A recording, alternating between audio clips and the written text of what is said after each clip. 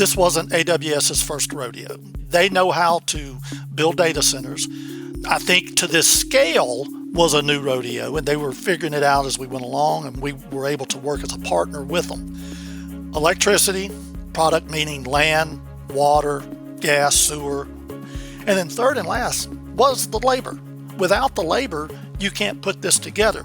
But when you have an economic engine as large as AWS, a lot of it comes a lot easier.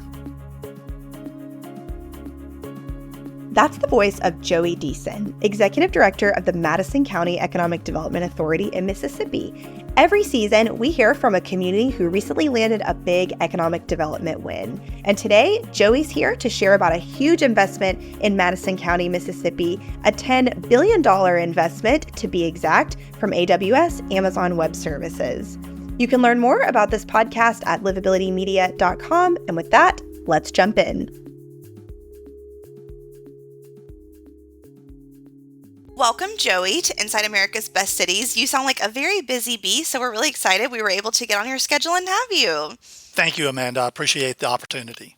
We're going to be talking about the big AWS project that you all have landed in your state and in your region, which I'm really excited to hear more detail about. Can you kick us off by just telling us a little more about that in a nutshell, in case people don't know all the details, the big highlights, and why this is such a big deal for you all? It seems like it's going to have a really huge economic impact. Well, obviously, anytime you announce a $10 billion deal, it does have a huge economic impact. It's huge. It's huge. But one of the factors that most people didn't realize is that Mississippi was even in play for this type of project, because Mississippi's typically known as a manufacturing state. So we sort of took the community and the market by surprise when we announced a $10 billion hyperscale data center over 2 campuses here in Madison County, Mississippi, that will employ a minimum of 1,000 people. And it took the market by surprise. If you're sitting at the Mississippi Development Authority today, you probably have quite a few projects that are chasing Mississippi at the moment for additional data centers because of this announcement. That's a big deal. Talk me through, did the team working to land this do anything out of the ordinary that you feel like sealed the deal? Was there anything out of the ordinary about site selection? I know data centers in particular can have some really unique needs. Anything unusual about this? Well, first of all, this process started 5 years ago, November of 2019.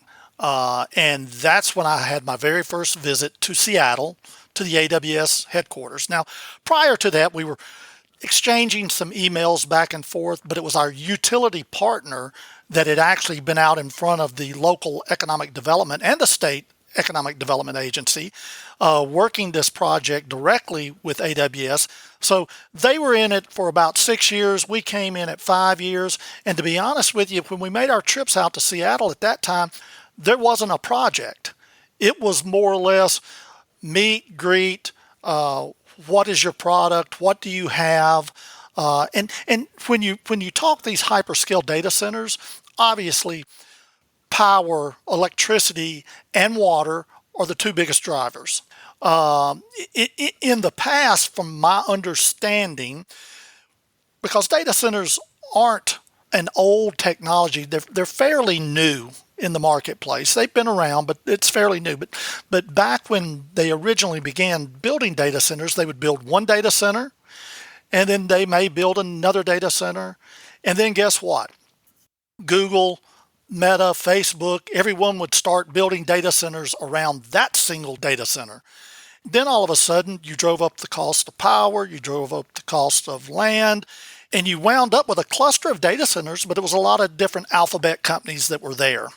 So I think when we announced 2 campuses, 1,750 acres, a minimum of $10 billion, there again, it caught the market by surprise, and everyone took a look at Mississippi at that point, and especially at Madison County, because you can have all the power that you need, but if you don't have the product and you don't have all the right cylinders firing at the exact same time, then that's an issue and a problem. Yes. You talked a little bit about the timeline already, that this kind of started around 5 years ago. What else can you share about how that moved along and kind of what the significant benchmarks were? Well, in November of 2022, we knew at that point that there was a potential of a project. We started exchanging a lot more information. And Amanda, to be honest with you, we've exchanged 10,000 emails since 2019. Okay, I keep a folder, 10,000 emails. Oh my gosh. But in November of 2022, we started getting a little more interest. And the exact words, we got a call and we said, we have a whale on the line. And I said, a what? A whale? And they said, yeah, we've got a large customer on the line. We've got some deadlines and we need to move fast. So May of 2023 was the exact first visit that we had on the site. And then shortly following that, we were under construction on a substation in September of 23, and we hadn't even passed legislation yet. So you'd mentioned what are some of those things that put you in the driver's seat, that put you ahead, that nobody else had probably done before. When we got the call that we had been chosen, we all sat down, and when I say we, that's Makita, the Madison County Economic Development Authority, that is Entergy, and that was AWS. And we're sitting at a table. AWS says, look, we've got to meet our deadlines, we've got to have a substation pad ready to build a substation by January of 24. Entergy looked at AWS, I looked at AWS, and they all said, we can't build a substation pad that quickly. And AWS said, well, that's an issue. That's a problem. And I let them talk back and forth just a while longer. Then I finally said, well, look, can Makita, our organization, which is a small organization, build the substation pad for you? Because Entergy said for them to build that substation, it would probably take about 10 months or 11 months. And that was unfeasible and it wasn't going to work. Well, AWS looked at me and said, well, can you build it? And I said, obviously we can build it. I said, will you pay for it? And they said, yes, we'll pay for it. So we developed a relationship of actually constructing the pads through AWS long before the legislation was ever even passed. And we got so good at that relationship, they asked us to build some of their data center pads. Then they asked us to build more substations. Then they asked us to build more data center pads. And to date, it's about $175 million worth of construction that has been funneled from AWS directly through our organization to speed the market to assist them to meet their deadlines. That's pretty cool. And a little bit different order of doing things, but it definitely worked out in the end. Can you remind our listeners the job numbers associated with this? It's 1,000, and that's a very conservative number. And it's the same way with the investment number. It's 10 billion, but those are very conservative numbers. That's what we agreed to with AWS and agreed to with the state of Mississippi that we would publicly put out there, but privately we all understand that the investment and the jobs are going to be much greater than that. Yeah. Was that a big piece? I know usually that's a big piece when these conversations are happening, the workforce part, but it sounds like some of the others you just described maybe were at the forefront more. But can you talk about that piece a little bit, like workforce, making sure you're prepared for that and how that part of the conversation went? There were numerous things that had to occur. First of all, this wasn't AWS's first rodeo. They know how to build data centers. I think to this scale was a new rodeo, and they were figuring it out as we went along, and we were able to work as a partner with them. Electricity, you had to have product meaning land, water, gas, sewer, all the infrastructure that was required. And then third and last was the labor. Without the labor, you can't put this together. But when you have an economic engine as large as AWS, a lot of it comes a lot easier. I don't care if you're in Nashville, Austin, LA, New York, Detroit, or Orlando. Labor's an issue everywhere. Now, if you would have announced a 10,000 person project here in Madison County, we could have not supplied the labor for that. We don't have the workforce. We literally have about 115,000 here in the county, and 600,000 is the population in the Jackson metro area. But when you're talking only 1,000 jobs, that's easy to maintain. As a matter of fact, the buildings are under construction now, and there's a timeline for those buildings to come online. First quarter of 25, first quarter of 26, and first quarter of 27. And they've already hired 100 people at this point. So it hasn't been an issue. We're working directly with the human resource people at AWS, and these are their words, they're not mine, that they find it very refreshing. There's a diverse talent workforce here, and they were very surprised at the local talent that they've been able to locate just locally and to bring in, because AWS is such a large enterprise and a large company. When they have these job postings, I believe they post internal as well as external. So you may have people that lived in Mississippi that moved to Seattle that want to move back, and we've seen that as well.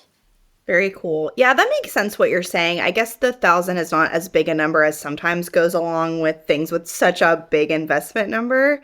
So that makes sense. It's a lot more manageable and gives them a lot of options, which is awesome. Hmm. I know that Madison County in general, from what I was researching, has had a decent bit of growth in the last decade or so. I think around 15% was a number I had read. Why do you think that is?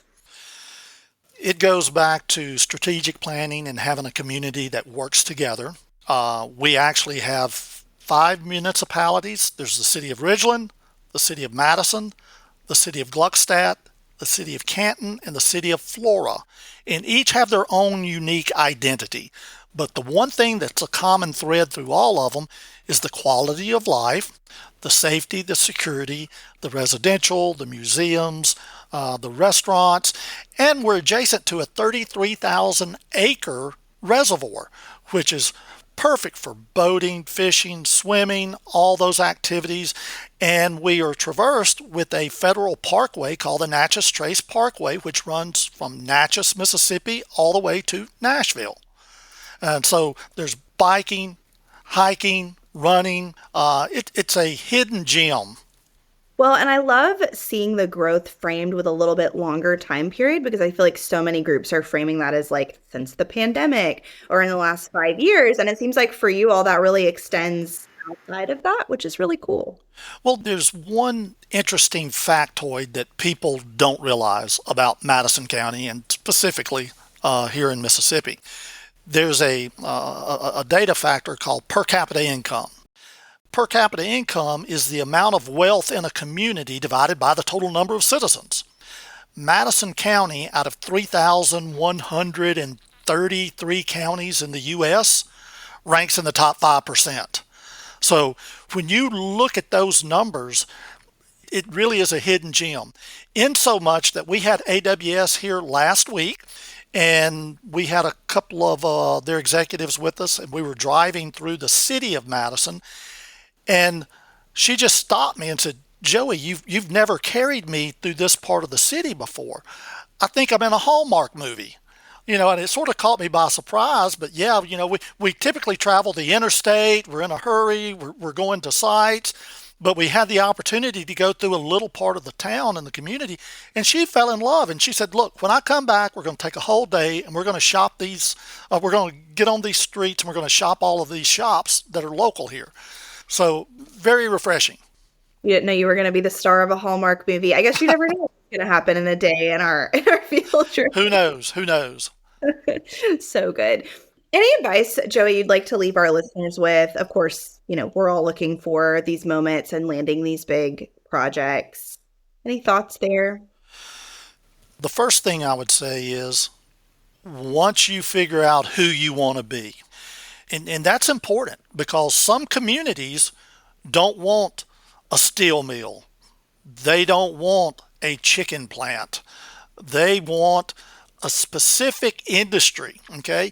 And you've got to stay true to that vision, and you got to make sure your leaders believe in that vision, because what'll happen 9 out of 9 times is that win gets further and further apart, and then people get antsy and they need a project win because they feel like they're under pressure.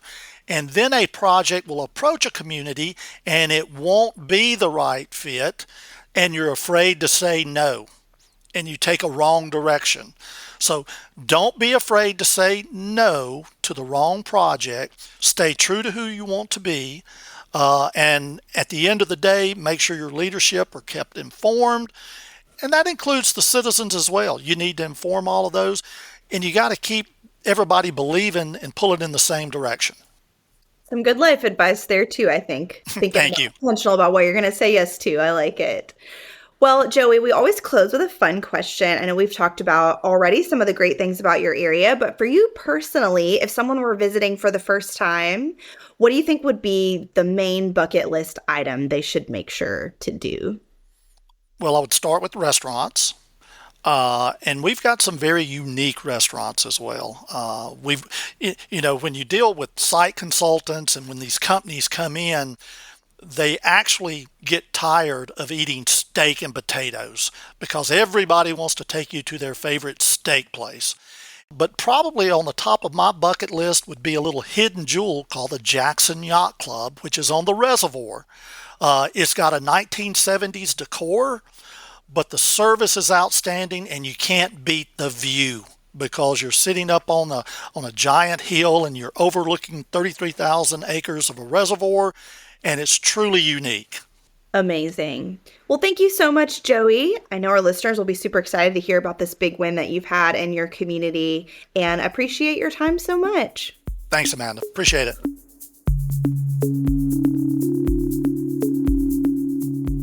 Thanks for listening to the Livability Podcast, where we take you inside America's best cities. At Livability, we highlight the unsung awesomeness of small and mid-sized cities across the country. We also partner with communities to reach their target companies and potential residents through digital content and print magazine programs. If you enjoyed this episode, please follow, rate, and review this show wherever you listen to podcasts.